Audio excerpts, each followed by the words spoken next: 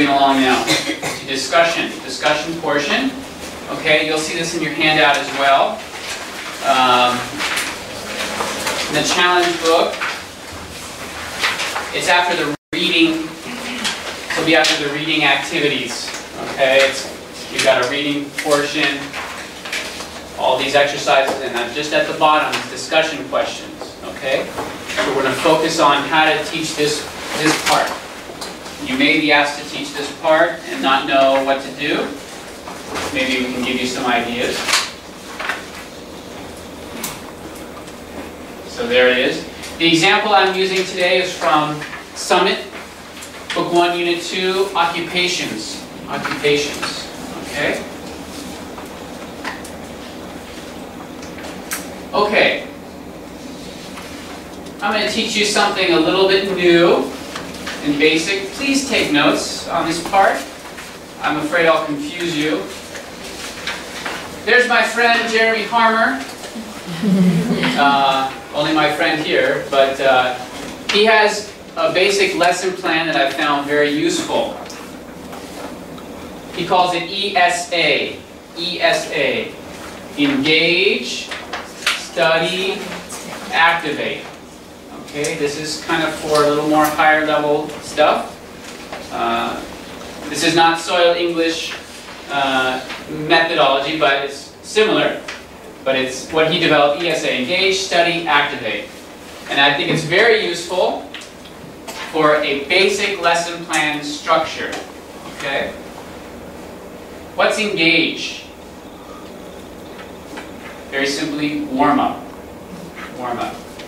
When you come to the discussion part, yes, they've done a lot of activities, but you need to make sure they're warmed up before they start thinking about a lot of things in English.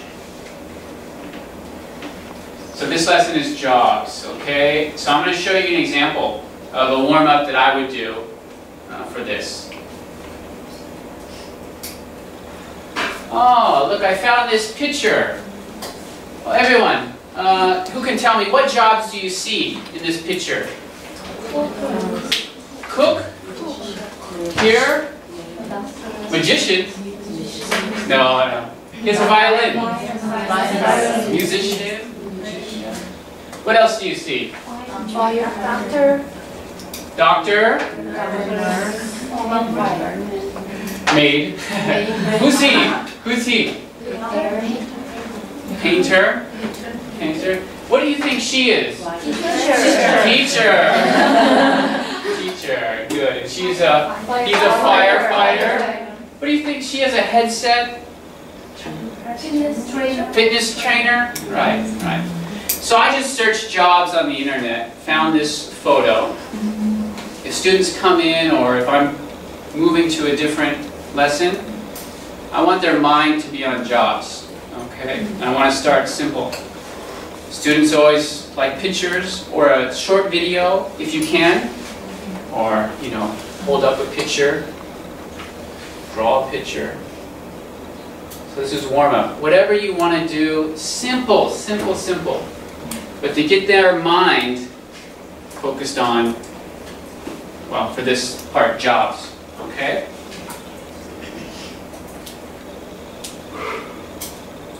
Next. Study. Well, how do we do this?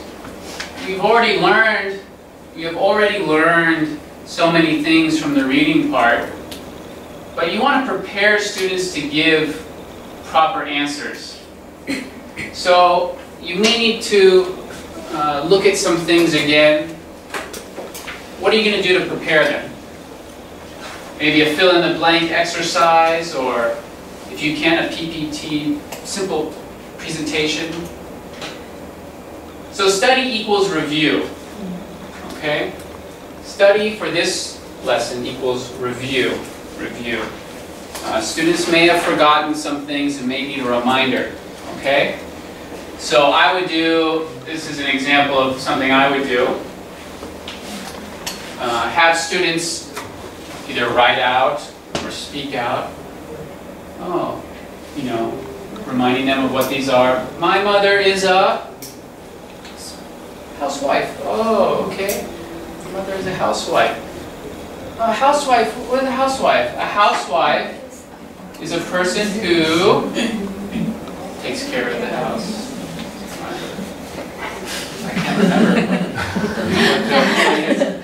But anyways, you know your students, you know what they are struggling with. So maybe encourage a fill-in-the-blank exercise for them. Maybe write it on the board, have students fill it in.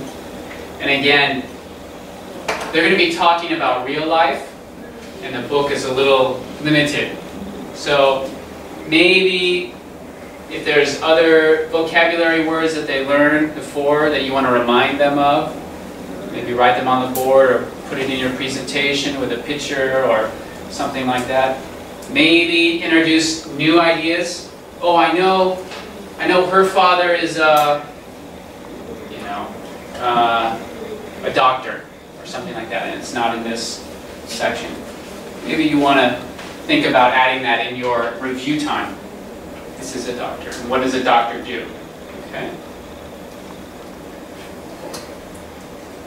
And activate. What is activate? Activate is activity. Activity time. So activate is anything to do with them practicing it. Okay? Free from studying. No more studying. Studying is done. It's time for them to use it. Use what they've reviewed and warmed up with.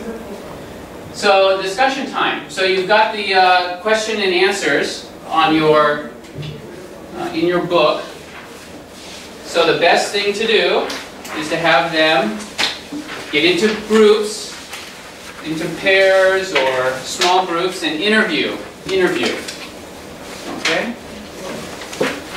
Students answer the questions with their partner. So after practicing the right type of answer with the students in the study time, students will interview each other. Students write down their partner's answers. Okay. I noticed that when students need to write down something, they're going to be a little more diligent about doing the activity. I highly encourage the person interviewing. So the student asks, what does your mom or dad do? Oh, my mom is a housewife. Her mom is a housewife. Yeah. What is a housewife? Or tell me more. And they'll write more. Okay? That way you can collect their work, and so they feel like they need to do this lesson, so they're not fooling around, basically. If you like, and if you have time, students can present their answers, okay? So, at the end, this is Sally. Her dad is a doctor. A doctor is a person who have students present. That gives them more pressure to get the answers right. Okay? Let's see. Let's get my next one. Skip. Here's another one. Another activity for higher level students. Debate. Now, maybe this is all very boring to some of your students. Oh, it's so easy, teacher, whatever. In the summit level, we have materials to help you do a debate. So this is the activate portion, their activity. Students prepare opposing positions. So this is practice for kind of high school, college level stuff. You've talked about jobs, and maybe there's a different opinion about jobs. Students are competitive. Try to get them in teams, or maybe the strongest students can lead a team, and they can talk about different ideas. So an opinion has at least two sides to it.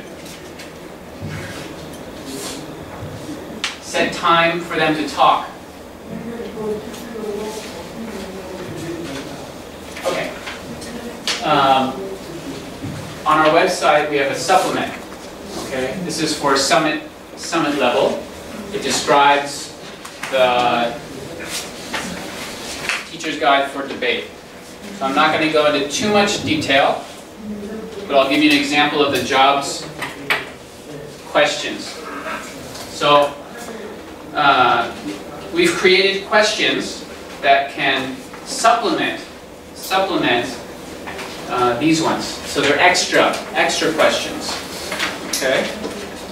So for this lesson, after students have finished the first questions, it is very easy. You want to challenge them more.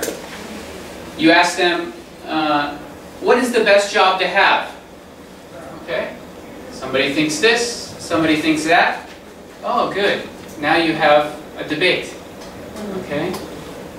And you can separate them. Make them write out the reasons. Why? Why? Okay, your turn. Your turn. Oh, do you want to say more? You want to say more? Okay. So debate should be time. Okay, 1 minute speak. 1 minute you speak. And they can respond. It's up to you. You'll see in the supplement. Or how about this question? Is it better to have a high-paying job that you hate or a low-paying job that you really love? What do you think? What do you think? Tricky, okay? So look at the supplement on the website, and I'll talk about that a little bit more about how to get that. Read it over, and even think of your own questions. Okay, you're free. These are higher level activities. They need a lot of input from you as the teacher.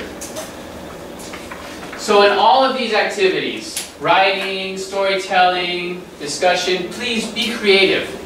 You be creative. This is your time to be a teacher. I can only give you so many suggestions, but this is your idea. You know your class. You know what they can do. Okay? Finishing up? Do you have any questions? Anything that was unclear? You really want to know something more? Well, if you have any questions, you can email me. Email me. If something was not clear, please write this down. Email me. I can give you more suggestions about storytelling, writing focus, discussion. Time is very limited here, but I'm more than happy to chat with you about that and give you some ideas. Okay? Thank you! Thank you very much. I hope this was helpful for you. And look for new resources on the website coming very soon. Okay? And I hope that you all are filled with happiness about being a teacher. But thank you. Have a good day. Thank you.